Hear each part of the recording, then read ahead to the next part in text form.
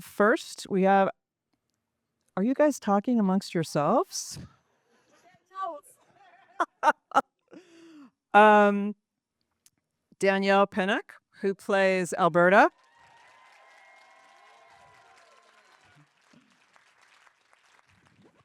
Utkarsh Ambudkar, who plays Jay.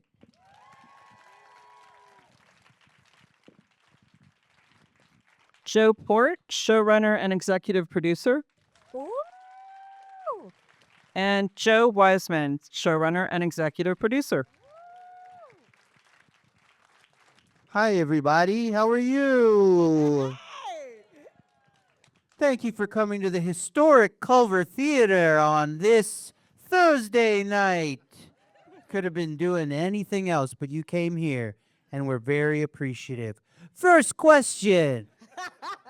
How are you? I'm doing well, thank you. Great. Did I ace that? Did I get the answer right? Or okay, No, yeah, doing well is definitely a great answer. okay. So the big first burning question is: do you guys actually believe in ghosts, or don't have to answer? I think I do. I believe in ghosts. I think I have ghosts in our house currently. Okay. Because the washer and dryer goes on all the time without my roadside assistance. My grandmother is Jamaican, and we believe that she has a ghost in her house, and she calls us all the time on WhatsApp, and she's like, the ghost, because she's Jamaican. And so we had to clear out her entire house because she's like, I got to get this spirit out of here. But that ghost is still living in there comfortable. Got it. Okay. Yeah. Good. And you don't have to answer it if I've thrown you. I'm sorry. People are always sad when I answer because I mean, yes and no, but like I don't firmly believe in them, but I believe in our show ghosts. That's right. It's- I believe in them. I think it's just I don't know. I think that's one of the things that people like about the show, and you know, it's like comforting, you know, to think that you know, that people that you lost are still with you. That was so cool, by the way, just to watch this with people. I've never watched it with people before, and we were sitting here. I've only watched it with like family members who talk throughout every episode. So this was really thrilling for me. And thank you, everyone, for coming. We're able to do the show because Yep. of fans like you, and we really, really do appreciate it. So thank you, each and every one of you. Appreciate it.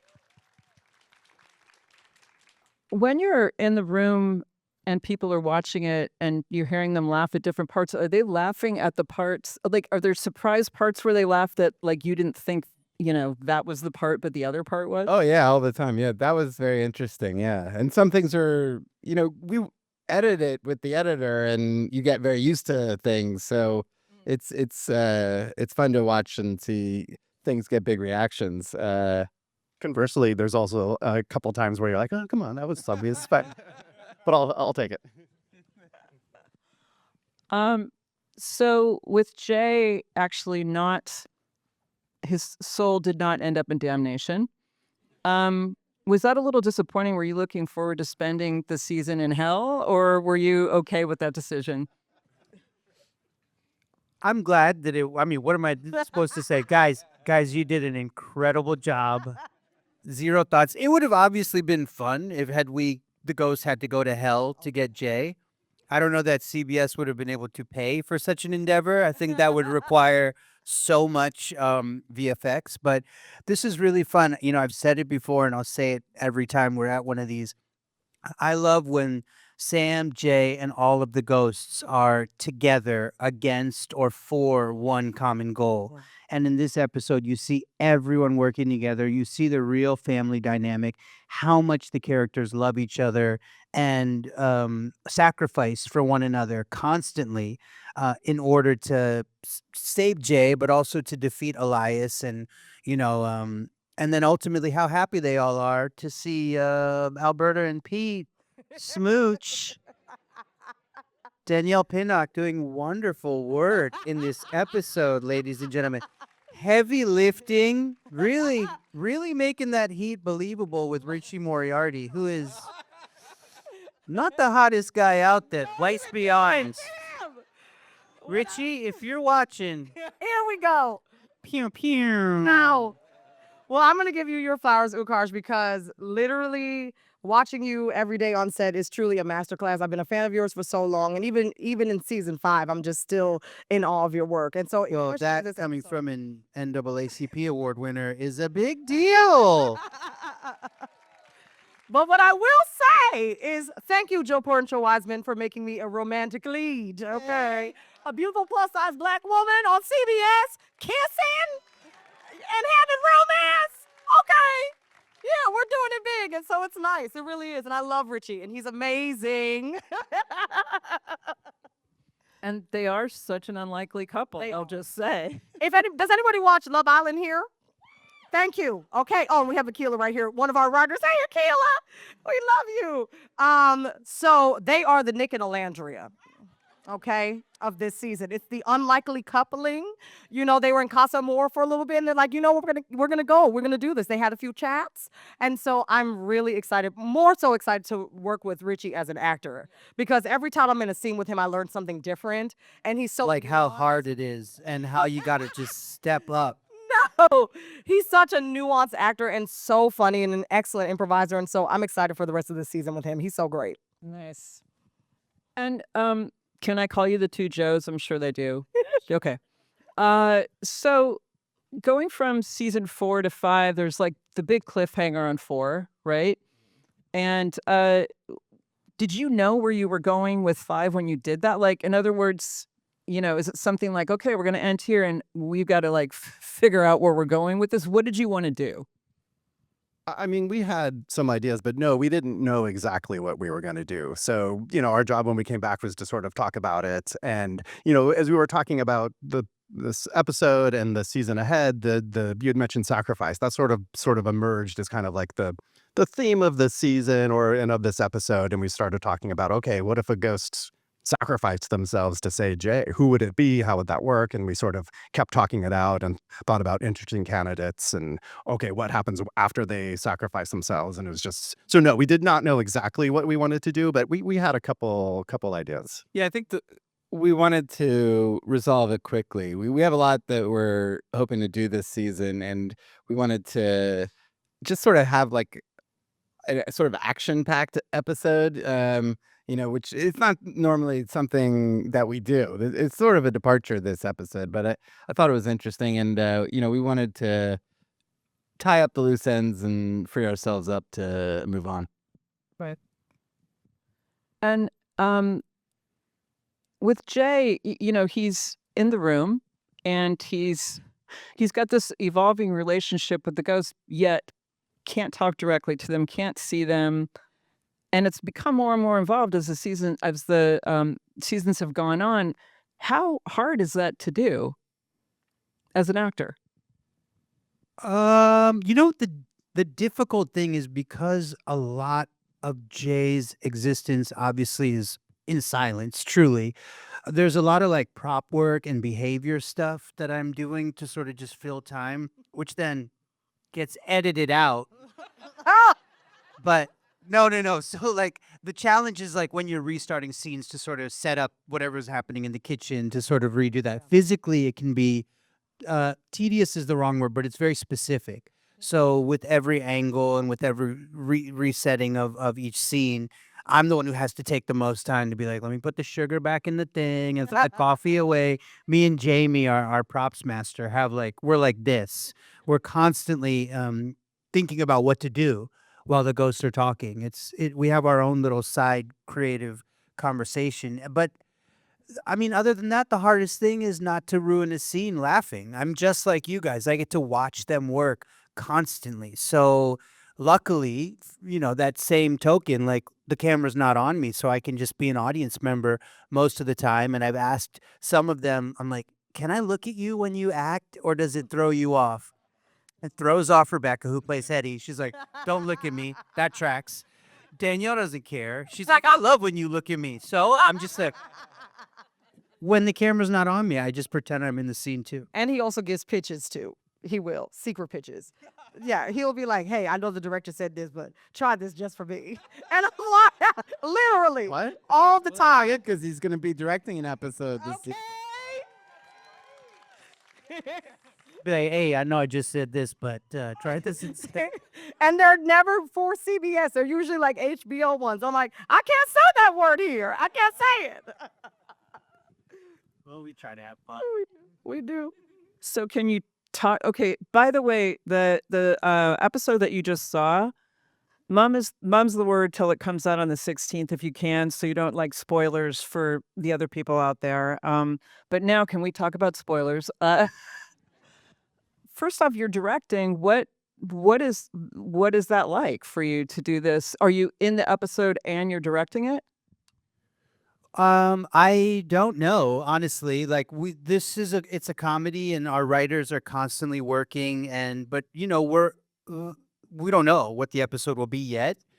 I'm sure I'll be a little bit lighter in it, but I was really lucky. I got to watch Rose direct last season. Rose, who plays Sam, our lead, and she did it so well. It gave me confidence watching her.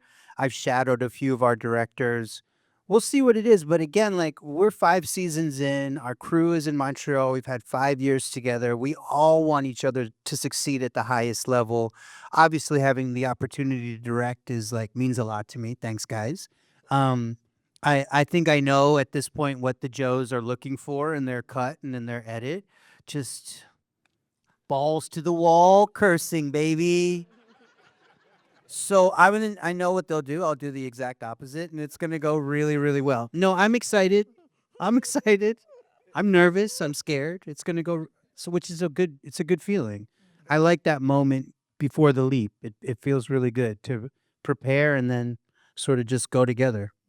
And the reason we don't know the episode yet is because we're in the middle of the season right now. We are about to start shooting episodes 9 and 10 next week. I believe you're going to be directing episode 15, and we don't 100% have a script for that yet. As we write as we go. We try to write a bunch of scripts before we start production, and then as we get in production, we try to keep ahead. But that's why we don't know exactly what the episode is. You might say, "Oh, episode 15, that's coming up soon." You probably have an idea for that. You probably have it written. Well, I do have ideas. You saw how I danced around that, though, right? But it is this like 22 episode kind of old school network sitcom is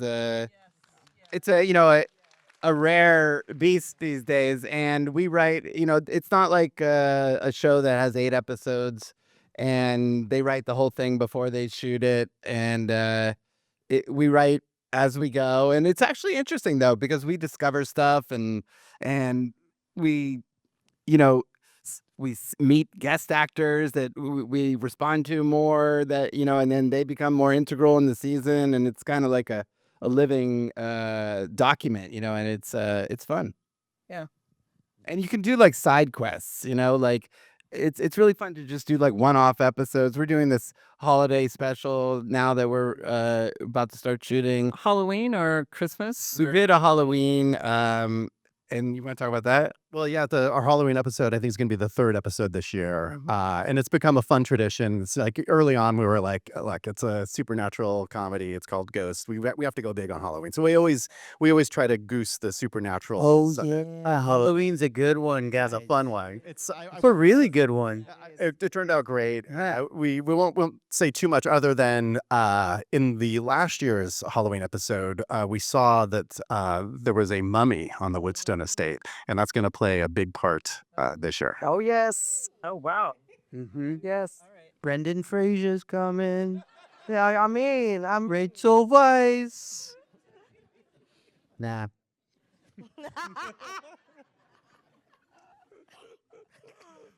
I should not have a microphone. Anyway, You should. you were. You should.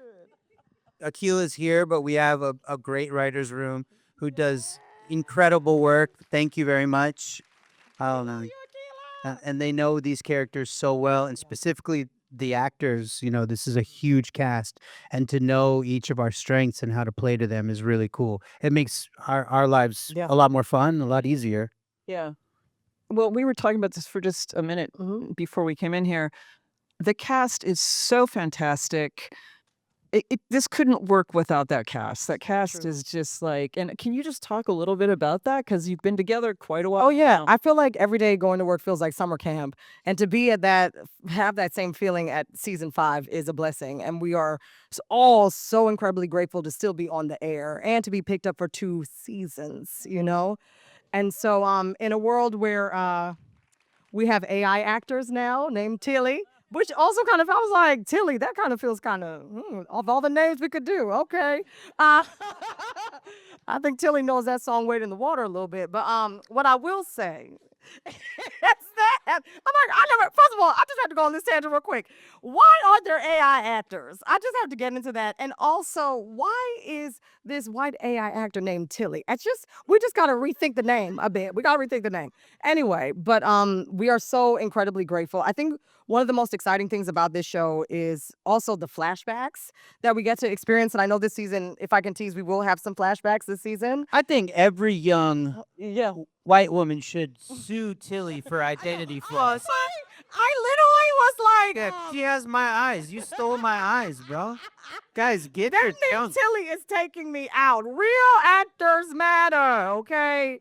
We can't do no AI. Come on, you can't recreate this. You can. I would be just like signing. I would win that lawsuit if I was a 27-year-old brunette white lady. I mean, I'm trying to tell you, there's no way. I don't want Tilly on Ghost anyway.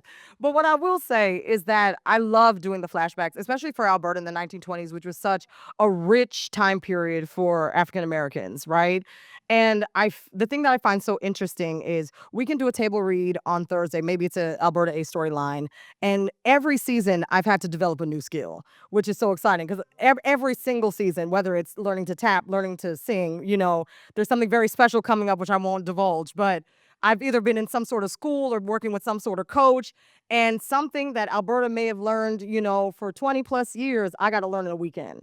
And I think that is the most exciting challenge of being on this show and playing these people that had such rich lives in these beautiful historic times and challenging historic times in America.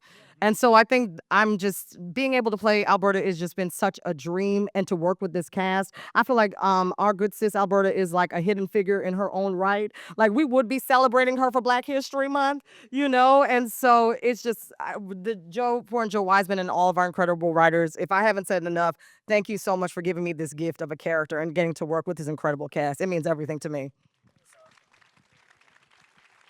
Yeah, it's true. Just so grateful whoever you offered it to first turned it down, you know? No, truly, literally. Yeah.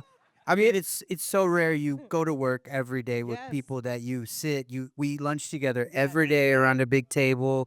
We spend time together. We're invested in each other's lives, our families, Yep. parents, kids, siblings. I mean, it's puzzles. Yeah, we games. puzzles. This is our season of puzzles. Danielle cooks for people when they're sick. I mean, we have something extremely special as a family, and you can feel it. And then with the right material that lets everybody sing and really shine in their own way. It's these recipes or this magic is so rare to come across. It's incredible that we get to do it, and then that people actually respond to it. Yeah, the cast is incredible. I mean, that's obviously the most important thing when you're doing a pilot and doing a TV show is getting the right people in the right roles. And it felt like it was like magical when we were casting this pilot. It just, I don't know, just at every turn, the right person kept showing up, and it only takes one person, like you see many for each part. And it can be discouraging and frustrating. And then one person walks in and you're like, oh, that's it, and then they also, the characters, become that person, the people lend a lot to the character and you start writing toward the person as well. And, it's really fun just to play with different pairings, as we're in season 5 now. Like last week we shot a episode that had some really funny scenes with Danielle and Devin Long. Oh my gosh. And then they're just so good Yes. together. That's, first of all, Devin Long. People always ask, who's your favorite ghost? And we always do this thing. We're like, no, no, we love this all. Devin Long. Thorfinn is my favorite ghost because Devin is my brother. And the rivalry we have in real life plays so well on camera. It's lovable rivalry. And we just bully each other all the time on set. And when it just, those scenes are so fun to work with. And he is one of the few people that makes me break so hard. I got to get back into hair and makeup because I am just weeping. And he does it on purpose. And he knows he can get me. And so there's a lot of rivalry between Alberta and Thor this season. And I can't wait for y'all to see it. I just love it to pieces. There's only one. Somebody found it on Reddit. There's only one time where you can tell that I break as Jay when a ghost is talking, and it's because of Thorfinn, of Devin doing something that wouldn't have been scripted off camera. Yeah. And I'm standing with Rose, and you see me look over to him and just start laughing on camera. He's an unsung hero. He is. We love you, Devin. I always wondered when I was watching it because all the ghosts obviously from different time periods. How much research do you go into like getting that time period right? Because like there was something she said in this one. It was like Hoboken honeypot or something. Oh my God. Yes. Like there's these sayings and there's things from these eras. It seems historically kind of accurate, but is it?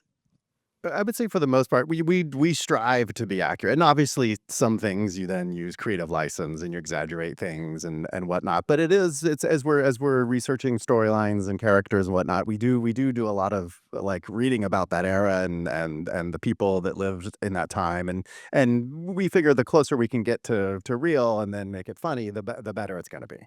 Yeah, usually the real historical examples are far funnier and weirder than you can think up, and it's they're rich, and also the actors, like they really research their time periods, and we get texts like about like you should read this Gilded Age book or that Gilded Age book. Yeah. A lot of Gilded Age texts. Okay. But it's I love Hetty and I love Rebecca, and there is a very that time period in particular is like a mirror to our own time, and with the income inequality and a lot of stuff going on, and it's we draw a lot of parallels, and it's a cool thing you can do on this show. You can we strive to be funny, but you can do social commentary, Yes. and it's a great vehicle for that. Yeah. And also our wardrobe. We've been in this wardrobe for 5 years now, and it's now to a point where it's like, Some of you with no pants. no, literally. I don't know how Asher keeps them legs in shape. I'm like, my God, thank God it's you and not me, brother. But like, I have that crushed velvet number is my uniform. It really has become that. I know that, we got our nails on, our matching nails, but when this will come off on Sunday and we're going back into that burgundy, and that's when I know I'm stepping back into Alberta. And so it's just, that's also just kind of a moment that kind of clocks all of our time periods as well too, because those wardrobes are absolutely fantastic. Fantastic. Yeah, sometimes I get like a D&D shirt, and this like it's like a large, but I'm more of like a medium. So I feel you. And you look good, boy. You look good. You look good. We have our everybody in Montreal who works on the show is an artist, and they take such pride in their work. So Yeah. that's it. I'm taking the piss, but they're incredible, and they know it. And the ghost rules seem to kind of always change. There's changing ghost rules so people can kind of move in and out, and then all of a sudden, oh, it's St. Patrick's Day, and or I don't know. Can you talk a little bit about ghost rules? Yeah, well, hopefully they don't change. Hopefully we discover new ones. Sorry. Or Yeah. no, it's okay, because like Should I step over a line? I'm sorry. Oh, but it's like we want to be consistent. But part of the challenge of the show is finding things that can happen within the rules that we've sort of set up. Because one of the hardest things is to get ghosts onto the property. It's like we sort of set up this thing that like the whole thing is ghosts can't leave the property. So it's fun to sit there in the writer's room and come up with like car ghosts and poltergeists and ghosts that are boundaryless and whatnot. Here's a question: ghosts can sit, Yeah. but then can they put their legs on a coffee table? See, now that's a good one. Yeah. That is. What's So- the answer? So we have seen Asher loves to put his legs up on the cockpit point. That's not why I But brought it it up. drove me nuts. But he is right. Like in the room, we sort of say vertical surfaces are on the floor, horizontal surfaces Yeah. are you can't. You I, so I played myself in technically, that yes. pilot. Yeah. So no leaning. See, and this is No if you watch that pilot, I don't think I heard the rules at first. And so in that first scene, Alberta is comfortably leaning on that bed, like, what's going on, girl? And I'm like, nobody's telling me this. There's a moment because we have VFX, how we walk through the doors and stuff. I watched that episode back. I didn't know what they were talking. They're like, Danielle, look up. And I'm like, okay, I didn't realize the camera, because I'm kind of fairly new to TV. So this is me. They're like, look up. They're like, girl, we're in action. Oh, this is live. Okay, hold on. Can I do this again? And so literally in that pilot, everybody's looking up except for me. I am literally down here not realizing the camera is on. And there's many moments of that in Ghost. And watch all 5 seasons. You'll see a few of us doing some strange things. You will, not realizing the camera's on. And those are my fun moments watching the show back. And I'm like, oh my gosh, I was so tired on that day. My God, today. Yeah, it's fabulous. I love being on a show for 5 years. It's amazing. You catch so many different things. But Watch it. I do think that what makes it so fun is that you guys are constantly finding ways to expand the universe. Absolutely. Like, as somebody whose job is to keep ghost notes, it's like, it's really exciting and fun to be like, oh, so Hetty has this new power, and to know that the ghosts have.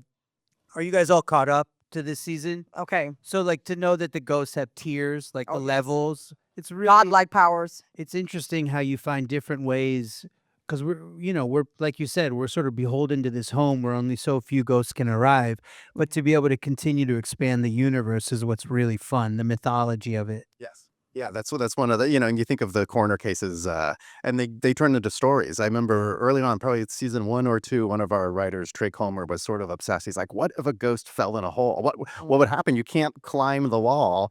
And he would sort of just bring it up all the time. And kind of like, yeah, we don't know.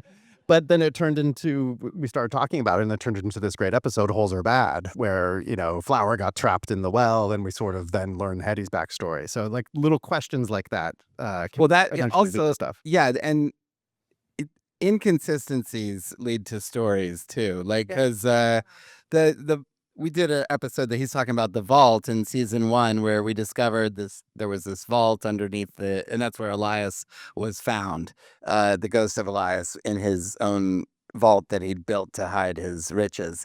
And then, but nobody commented on it on Reddit. There was like, but I kept going like, the ghosts would have seen them building this vault at some point. And like, it was just like, I was like mad no one was commenting about it.